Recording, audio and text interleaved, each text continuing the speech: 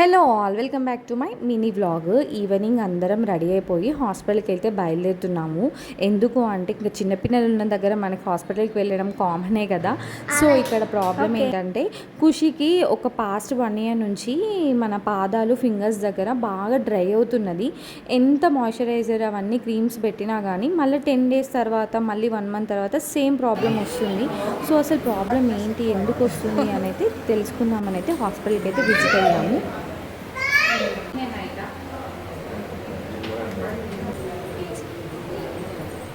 639.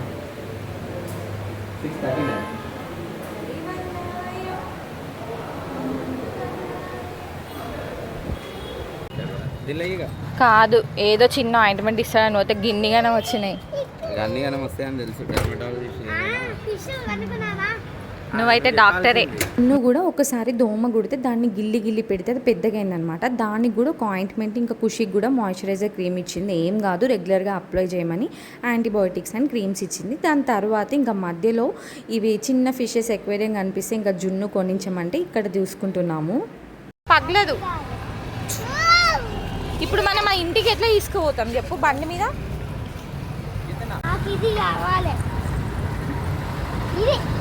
వద్దు, చిన్నది కొనుక్కో.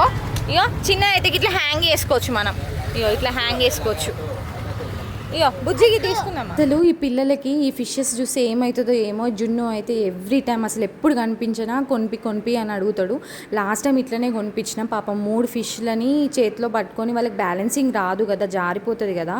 సో ఊరికే అది పగిలిపోతుంది. పాపం ఫిషెస్ చనిపోతే బాధ వేస్తుంది. అందుకే ఇంక ఈసారి అయితే ప్లాస్టిక్ది తీసుకున్నాము. వాడిని బాధ పెట్టలేక ఇంకా సరేలే తీసుకో అని ప్లాస్టిక్ది అయితే తీసుకున్నాము. దాని తర్వాత అయితే స్మార్ట్కి వెళ్ళినాం. జున్ను కొనిస్తున్నాను.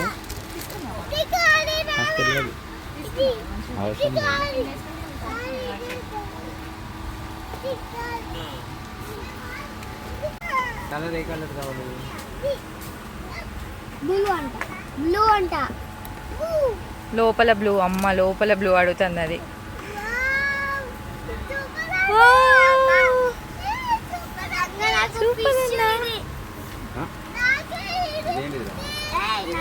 మ్యాజిక్ స్లేటా ఇది? Slate writing board. ఓ రైటింగ్ బోర్డా. స్మార్ట్కి పోయినప్పుడల్లా నాకు ఏమవుతుందో ఏమో అర్థం కాదు. పిల్లలతో పాటు నేను కూడా ఏది చూసి అది కొనుక్కోవాలనిపిస్తుంది నాకు. అసలు ఇక మెయిన్గా ఈ కిచెన్ ఐటమ్స్, ఈ బౌల్ అయితే, ఈ ప్లేట్స్ అయితే ఎప్పుడు వచ్చినా చూస్తా. బై 1 get 1 ఆఫర్ ఉంటుంది. దాని మీద 235 ఎంతో ఉంది. 235 కాదు, 345 ఏమో ఉంది. అంత కాస్ట్ పెట్టి కొనడం ఎందుకురా నాయన అని మళ్ళీ అనిపిస్తుంది. మళ్ళీ నాకు నేనే సమర్థించుకొని మళ్ళీ అక్కడ పెట్టేస్తాను.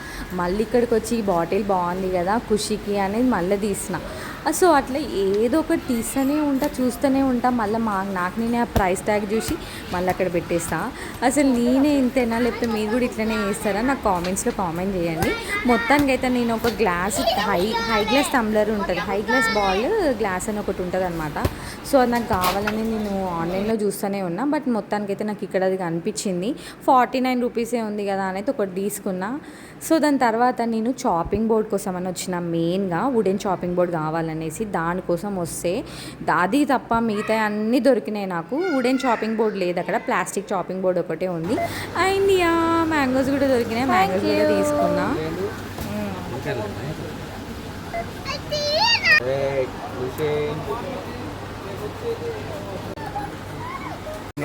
మళ్ళీ చెప్పు. మిమ్మల్ని తిప్పి అయితే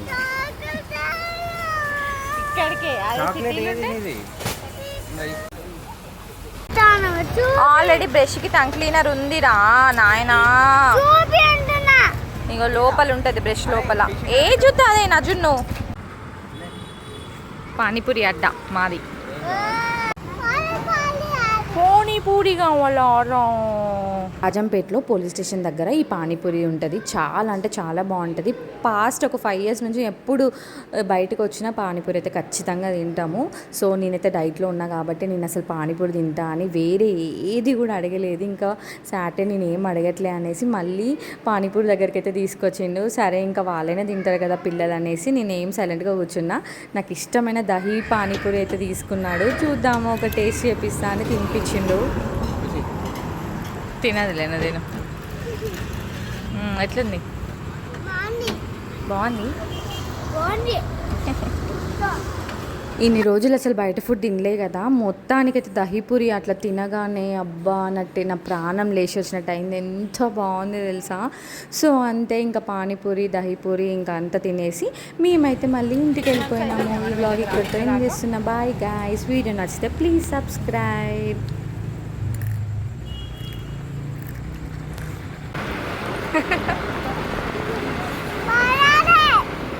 ఓకే బాయ్.